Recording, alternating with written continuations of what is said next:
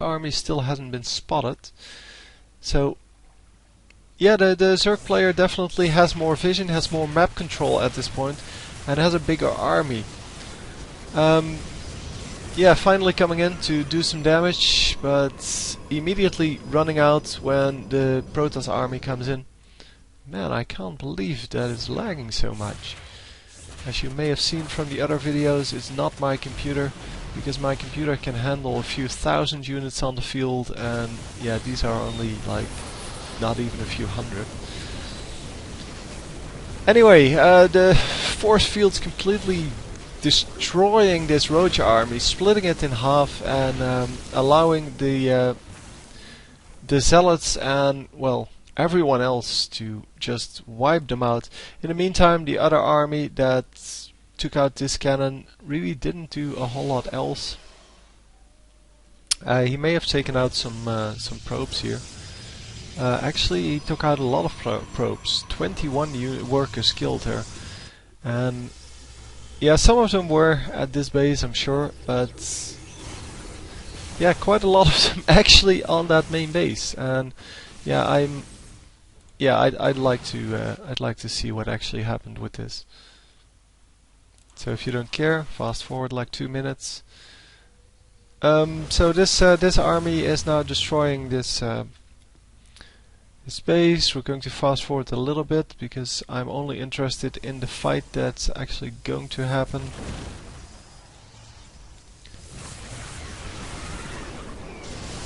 So this army is now coming in, sniping a little bit, doing some damage, but not a whole lot, and now this army is coming in. The army is going to surround the cannon, we already saw that, but we didn't actually get to see what happened with the rest of it. The Roaches are going to hold off this the rest of this army, and almost sniping, entirely sniping the Colossus there. And now he's going to move forward, take out this cannon in the mineral lines, but it doesn't seem like he has enough army to do anything here. So, no, where did these probe kills come from then? I don't know, not from that attack, so not actually sure. So anyway, we're back at where we were, and it is time to snipe some creep tumors here. Because with the observer and well, a couple of units there, it is easy to clean up the creep and just move forward. There's not a lot the Zerg player can do about this, and this is probably the strong disadvantage the Zerg has. That well, when playing a Protoss instead of a Terran, Terran really doesn't have any unit that is so good at spotting these creep tumors. You have to scan all the time, and yeah, scans are expensive. So Zerg is going to lose his base here, and oh wow, the whole army moving into the main base here. And he might even lose his hive here, and that would mean just game over. Because without your hive, yeah, you're really vulnerable, unless it doesn't matter to him, but yeah, I think it does really matter to him. The base isn't mined out yet, so it even needs to be rebuilt. And yeah, hives are really expensive, so unless he can actually hold this off, and he has a large army here. But this Blinkstalker should be able to get on top of these weaker units, and we are now going to see this army do pretty well. Anyway, I'm going to have to pause here for a moment because we have a phone call. Yeah, and we are back, so let's restart the fight. So a big army coming in from the Zerg player, but it may not be good enough because, well, with the Blinkstalkers he can blink right on top of the fragile units, the hive going down in the meantime. This base is also going to go down. It is also already really close to dying, and there we go. Going to lose the Infestor Pit here, and well, the rest will stay up because there's no real reason to keep that. And a counterattack obviously incoming from the Zerg player. And it is actually going to be relatively successful, seeing that he only has a few units against this big Protoss army. And wow, is he going to lose all of these overlords as well? Yep, not running them away, even though they could have easily ran over here.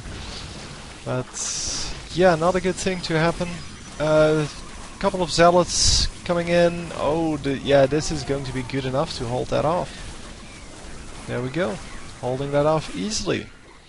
So, yeah, unless he can do some real damage now,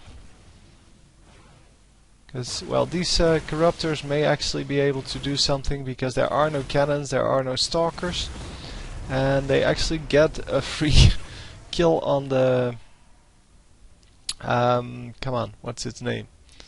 The Colossus. And there is one cannon over here. I'm wondering why he didn't rebuild the cannon over here. Apparently he wasn't really afraid of the counterattack there, but one cannon would have not been, well, too much to ask, I think. Anyhow, the Overseer coming out, and Overseers are normally just used for scouting. And yeah, sniping up some units that are, well, scattered around the map, and yeah, they do get spotted with the observer. There's one overlord remaining over here, and one over here, and the rest is over here. So the Zerg player not really in problems with his supply yet, because he has plenty of supply, 139 to over 200. But yeah, he's actually keeping score, or keeping even with the foot count at least. But he did go to 4 bases, 3 bases. Sorry, this is not a base. 3 bases now against the Protoss 3 bases. But Protoss may actually have been mined out in his main base. So even though he has a big advantage, yeah, he's almost mined out here, and here also mined out. So that's not good. The Protoss really needs to expand, and yeah, he is going to do that exact thing over here. Going to set up a huge base here with 5 photon cannons and his Nexus, as well as some zealots to hold off the Zerglings or whatever is coming in. And the main army is going this way. So the Protoss player trying to make use of the fact that he is ahead in just about everything. The army value. Oh, where are we fighting? Oh, so he's destroying the destructible rocks here, and wow, that's a huge army. But the army value is pretty much the same, and that surprises me, to be honest. Because I would say that the Protoss gained a lot of an advantage there. And the recall may be coming in here. I'm assuming that the recall will come in. Yeah, a mass recall, there we go. And he is going to destroy yet another base with 2 hatcheries in it, so that's a really big deal. And yeah, I don't really see how the Protoss is going to come back except by counterattacking, of course. And yeah, the Zerg player does his counterattack a little bit better than the Protoss player, it seems, because he's immediately taking out 2 bases and taking out all of the workers. There is nothing left for this Protoss player in here. Wow. Massive infested Terrans. Wow, those are a lot of them. Anyhow, only 1 base remaining now for the Protoss player, because yeah, he's going to lose this entire base. And even getting the infested Terrans over here, they're going to move forward, and the roaches are going to come in, and it's going to be kind of a base race, I guess. with the Protoss player, no, he's retreating to his last remaining base. The Zerg player really doesn't have anything anymore, and that's why he's retreating, because if he can save this base, or even a few of his workers, then he will win this game in the long run. And he is cleaning up this entire army.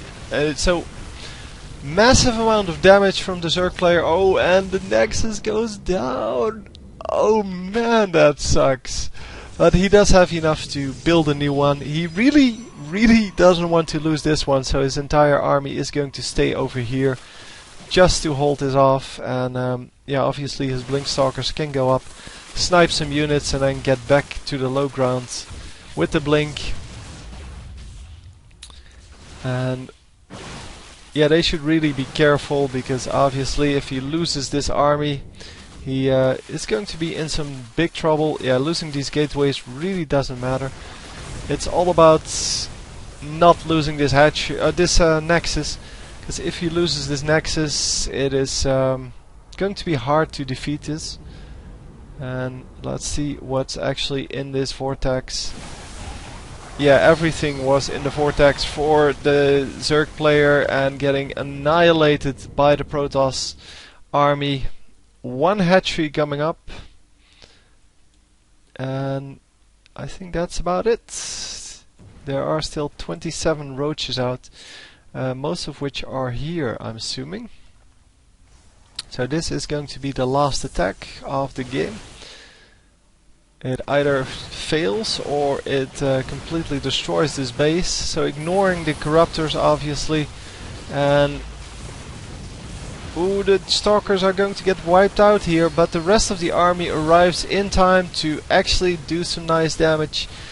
No spot or no detection for the Zerg player means that all he can attack is the few units that are outside of the of the field, and he indeed GG's here. Wow, that was quite an interesting base race there in the end. Yeah, I didn't expect the Zerg to have that much of an army to destroy 3 bases, but then again, because the Protoss player was all the way up here, his mothership was up here as well. Otherwise, with his mothership in the bottom, he could have recalled his whole army, but he used his recall to get into this base, destroyed it completely, and then, well, had all of his troops up here, meaning that the Zerg's only defense was to go for the base race and hopefully be able to create this one hatchery that would allow him to stay in the game. Didn't work, but it almost worked. It was the closest thing he could get to the victory. Obviously, with this new nexus coming up, he still had one big building, but had he not have, if he hadn't had enough minerals to build this new nexus, all that was left would be this, and you can see how that would be very close to actually losing. So I think the mothership actually pulled it out here, because the invisibility is just, yeah, it's just immensely important if you or if the enemy doesn't have detection, and they clearly didn't have detection because there is no overseer on the map. Nothing really. So anyway, that's it. Hope you enjoyed. I will see you next time. GG.